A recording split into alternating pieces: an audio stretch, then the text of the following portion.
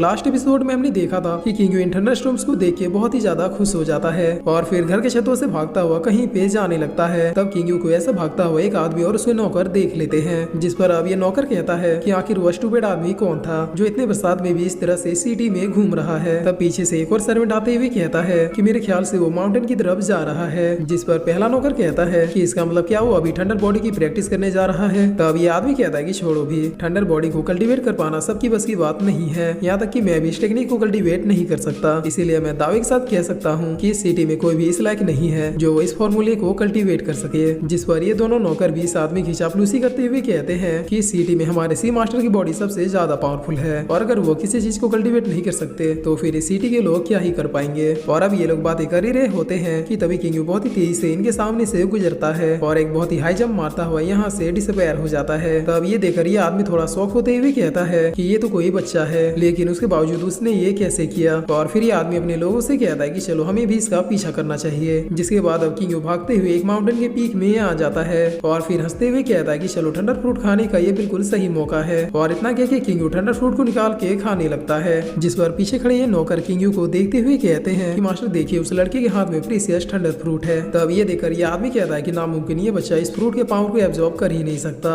जिस पर इधर इस फ्रूट को खा के किंग इसके पावर को एब्जॉर्ब भी कर लेता है। तब ये देखिए ये सर्वेंट कहता है कि मास्टर देखिए वो लड़का अब ठंडर बॉडी को कल्टीवेट करने के लिए पूरी तरीके से रेडी है। जिस पर तभी इधर किंग के ऊपर एक बहुत ही जोरदार ठंडर गिरता है और वो ठंडर बॉडी टेक्निक को कल्टीवेट करने लगता है। तब ये सब देख के ये नौकर एक्साइटमेंट में कहता है कि मास्टर उस लड़के की बॉडी तो आपसे भी ज्यादा पावरफुल निकली। तब ये सुन के ये आदमी कहता है कि क्या कहा तुमने, उस लड़के की बॉडी मुझसे भी ज्यादा पावरफुल है। और इतना कहते ही आदमी गुस्से से अपने ही नौकर को एक बहुत ही जोरदार पंच मारता है, जिसकी वजह से ये नौकर सीधे एक पेड़ से टकरा के बेहोश हो जाता है। तब ये आदमी कहता है कि जरूर उस लड़के के पास कोई न कोई मैजिक आइटम है जिसकी वजह से वो ये सब कर पा रहा है। और अब इधर किंग इस टेक्निक के फाइनल स्टेज को कल्टीवेट करने लगता है, जिसकी वजह से अब किंग के हाथ में एक बहुत ही बड़ी एनर्जी सर्कल आ जाती है, जिसे देखते हुए इस माउंटेन पे अब और भी लोग आने लगते हैं और किंग को देखते हुए उसकी बहुत ही ज्यादा तारीफें करने लगते हैं, जो कि इस आदमी को बिल्कुल भी अच्छा नहीं लगता है। और अब किंग फाइनली ब्रेक थ्रू करने ही वाला होता है, लेकिन तभी यह आदमी किंग के ऊपर अटैक करने के लिए बढ़ जाता है और अटैक करते हुए कहता है कि इस सिटी में मुझसे ज्यादा पावरफुल कोई भी नहीं हो सकता। तब अचानक इस आदमी को देख के किंग कुछ भी नहीं समझ पाता है, जिसकी वजह से यह आदमी किंग के ऊपर अपने अटैक को कर देता है। तब इस अटैक के लगने की वजह से किंग बहुत ही ज्यादा पीछे चला जाता है। जिस पर अब यह आदमी किंग के फेस को देखते हुए कहता है कि बच्चे तुम तो वही ली फैमिली के गार्बेज हो। और फिर यह आदमी कहता है कि मुझे पता है कि तुम्हारे पास जरूर कोई मैजिक आइटम है जिसकी वजह से तुम्हारी बॉडी ठंडर के इस प्रेशर को झेल पाई, लेकिन अब तुम्हारे लिए यही अच्छा होगा कि चुपचाप तुम उस मैजिक आइटम को मुझे दे दो और इसके बदले में मैं तुम्हें यहाँ से जिंदा जाने दूंगा। तब इस आदमी को देखते हुए किंग पूछता है कि आखिर तुम हो कौन, जिसे सुनकर इधर खड़े लोग कहते हैं कि क्या सच में ली किंग इसे नहीं पहचानता या फिर वो जानबूझकर ऐसा कर रहा है। जिस पर अब इन लोगों की बात सुन के ये आदमी बहुत ही ज्यादा भड़कते हुए कहता है कि मैं तुम्हें अपनी जान बचाने का एक मौका दे रहा था, लेकिन अब मैंने अपना माइंड चेंज कर लिया है, तुम्हें आज यहीं पे मार के मैं तुमसे वो मैजिक आइटम छीन लूंगा। तब किंग कहता है कि मैजिक आइटम गया तेल लेने, लेकिन तुमने अभी जो मेरे साथ किया उसके लिए अब मैं तुम्हें पूरी तरीके से तोड़ के रख दूंगा। जिस पर यह आदमी हंसते हुए कहता है कि वाह, ली फैमिली के लोगों को भले ही हाथ चलाना ना आता हो, लेकिन वो अपने बच्चों को मुंह चलाना काफी अच्छे से सिखाते हैं। तब ये सुनकर किंग कहता है कि अगर ऐसी बात है तो फिर तुम अपनी पावर्स को मेरे सामने क्यों नहीं आजमाते।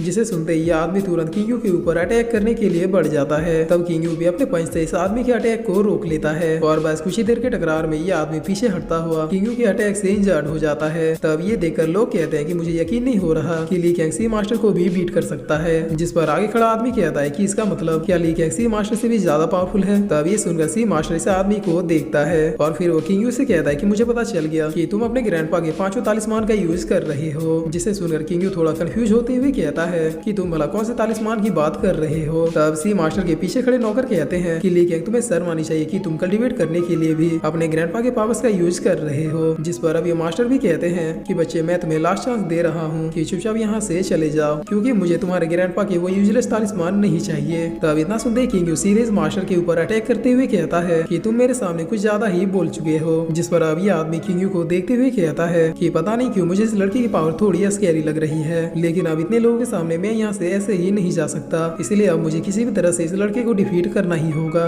और अब यही सब सोचते हुए ये मास्टर किंग से कहता है कि बच्चे अगर तुम मरना ही चाहते हो तो मैं तुम्हारी ये इच्छा जरूर पूरी करूंगा। और इतना कह के ये दोनों आपस में फाइट करने लगते हैं। तब आसपास खड़े लोग इनके पावर्स के बारे में डिस्कशन करने लगते हैं। जिस पर तभी यहाँ पे ये मोटा आते हुए कहता है कि वाह क्या फाइट है। और फिर ये मोटा कहता है कि भाइयों और भाइयों, क्या आप लोग इन दोनों की फाइट से पैसे कमाना चाहते हैं। तब एक आदमी इस मोटे के ऊपर भड़कते हुए कहता है कि आखिर तुम हो कौन और यहाँ पे करने के आए हो, जिस पर ये मोटा कहता है कि वेरी गुड क्वेश्चन। और फिर ये मोटा एक पेपर निकालता है जिसमें एक तरफ किंग और दूसरी तरफ सी मास्टर का नाम लिखा हुआ था। और अब ये मोटा कहता है कि जैसा कि आप लोग जानते हैं कि एक तरफ पावरफुल सी मास्टर है और दूसरी तरफ ली फैमिली का यूजलेस ली गैंग। तो अब बस आप लोगों को प्रेडिक्ट करते हुए सट्टा लगाना है, और अगर आपने जिस पे सट्टा लगाया है वो जीत गया तो फिर इसके बदले में आपको 2 गुना नहीं बल्कि 4 गुना पैसे मिलेंगे। जिसे सुनते ही एक लड़का बैट लगाते हुए कहता है कि मैं सी मास्टर के ऊपर बैट लगा रहा हूँ। तब देखा देखी सारे लोग सी मास्टर के ऊपर ही सट्टा लगा देते हैं, जिस पर ये मोटा कहता है कि चलो आज मैं हारने वाले के ऊपर ही सट्टा लगा देता हूँ। और अब इधर फाइट के बीच में सी मास्टर किंग के ऊपर एक अटैक करने के लिए बढ़ते हैं, लेकिन तभी वो देखते हैं कि किंग सामने नहीं है, जिस पर तभी किंग पीछे से अपेयर होता है और फिर सी मास्टर को एक बहुत ही जोरदार पंच मारता है, जिसे देखकर इधर खड़े लोगों का तो होश उड़ जाता है क्योंकि सबने सी मास्टर के ऊपर ही पैसा लगाया था। और अब सी मास्टर बहुत ही ज्यादा पिटते हुए एक चट्टान में जाके टकरा जाता है। तब इधर लोग सी मास्टर को गालियां देते हुए कहते हैं कि भाई कुछ तो कर, हमने सारे पैसे तुम पे लगा दिए हैं। जिस पर सी मास्टर इन लोगों से कहता है कि अगर तुम लोगों में से किसी ने ली गैंग को मार दिया तो मैं अपनी तरफ से उसे बहुत सारे पैसे दूंगा। तब ये सुनकर ये लोग बहुत ही ज्यादा शांत होते हुए कहते हैं कि भाई ऑफर तो काफी तगड़ा है। जिस पर किंग इन्हें बस एक नजर देख लेता है। तब ये लोग पलटी मारते हुए कहते हैं कि ऑफर तगड़ा है तो क्या हुआ, हम लोग गलत काम करने के लिए नहीं जाएंगे। जिसे सुनकर सी मास्टर बहुत ही ज्यादा गुस्से में कहता है कि तुम लोगों की तो मैं। और फिर सी मास्टर अपने सबसे पावरफुल सोल स्पिरिट को निकाल लेता है। तब इधर लोग ये देखकर खुश होते हुए कहते हैं कि चलो फाइनली अब हमारा पैसा बच जाएगा। जिस पर ये मोटा अपने मन में कहता है कि चाहे कोई कितना ही पावरफुल क्यों ना हो, लेकिन वो इस लड़के की पावर के सामने नहीं टिक सकता, क्योंकि मैंने खुद इस लड़के के पंच को खा के इसके पावर्स को वेरीफाइड किया है। जिसके बाद इधर किंग भी अपने किंग ऑफ ग्लोरी पंच का यूज करते हुए इस सी मास्टर को एक बहुत ही जोरदार पंच मारता है, जिसकी वजह से ये सी मास्टर सीधे जमीन में लेट जाता है। तब ये देखते ही जिन लोगों ने पैसे लगाए थे वो बिल्कुल अंदर से टूट जाते हैं और फिर इस सी मास्टर को देखते हुए कहते हैं कि वाकई में ये एक बहुत ही बड़ा दल्ला आदमी था। फाइट शुरू होने से पहले धमकियां तो ऐसे दे रहा था कि जैसे मार्शल आर्ट को इसके फादर ने ही इजाद किया हो। और आप देखो कितने बेशर्मों की तरह जमीन से उठने का नाम ले ही नहीं रहा। जिस पर अब किंग इन लोगों के पास आके इन लोगों से कहता है कि मेरे ख्याल से तुम लोगों ने काफी अच्छी खासी फाइट को एंजॉय किया और मैंने सुना कि तुम लोग सट्टे भी लगा रहे थे, तो अब तुम सब बिना कोई नाटक किए मुझे जल्दी से अपने सारे पैसे और ट्रेजर्स दे दो। तब ये लोग कहते हैं कि भाई साहब हमने अपने सारे पैसे सी मास्टर के ऊपर लगा दिए थे, लेकिन चूंकि आपने सी मास्टर को हरा दिया इसीलिए अब हमारे सारे पैसे इस आदमी के पास है। जिस पर अब इस मोटे को देखते हुए किंग कहता है कि तुम फिर से। तब ये मोटा कहता है कि क्या तुम मुझे फिर से लूटने वाले हो, प्लीज ऐसा मत करो, मैं जानता हूँ कि तुम एक अच्छे आदमी हो। जिस पर किंग कहता है कि पंच भूल गई या फिर अभी भी याद है। तब ये मोटा बहुत ही ज्यादा चिल्लाते हुए कहता है कि पता नहीं क्यों सबकी नजर मेरी ही मेहनत के पैसों पे रहती है।